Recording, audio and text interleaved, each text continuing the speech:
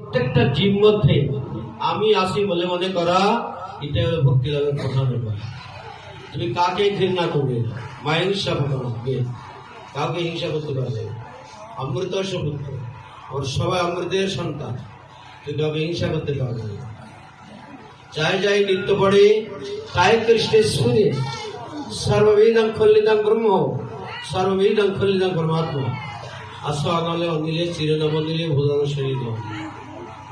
যাই যাই নৃত্য পড়ে তাই কৃষ্ণ সুরে।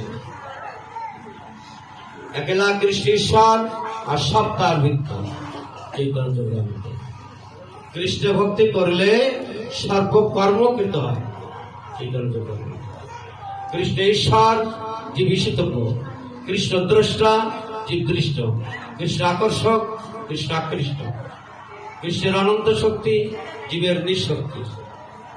সুতরাং সন্ধান না যদি ভজন করলে তার ধীরে ধীরে মরণ হয়ে যাবে।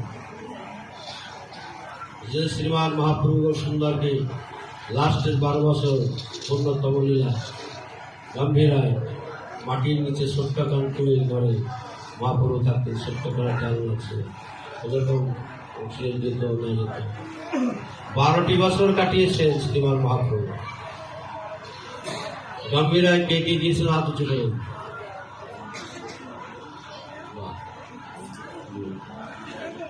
শ্রীক্ষেত্রপুরী ধাম, জগন্নাথ ধামে, যেখানে মহাপ্রভু লাস্টের 12 বছর কাটিয়েছে।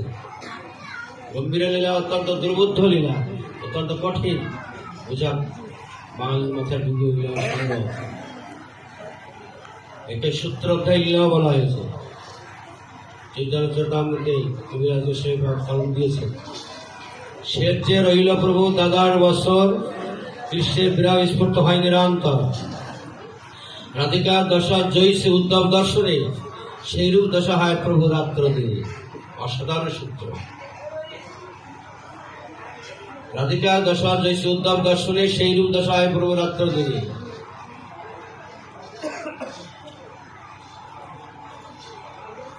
বাহিরের প্রভু এমন অবস্থা ছিলেন, চোখের জলে নাকে ছেলের সাথে গলায় কেন্দ্র দিতে পূর্বের মতোই দিত।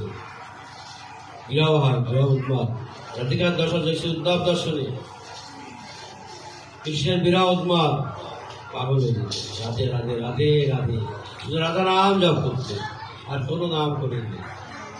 আর গম্ভীরা লীলায় থেকে রায় রামানন্দ এবং শরৎ দামোদরের শ্রীবদনী এই হরি কথা, ভাগবত কথা শ্রবণ করেননি। অসাধারণ 5খানা সাহিত্য আস্বাদন করতেন মহাপ্রভু রায় রামানন্দ শ্রীবদনী আর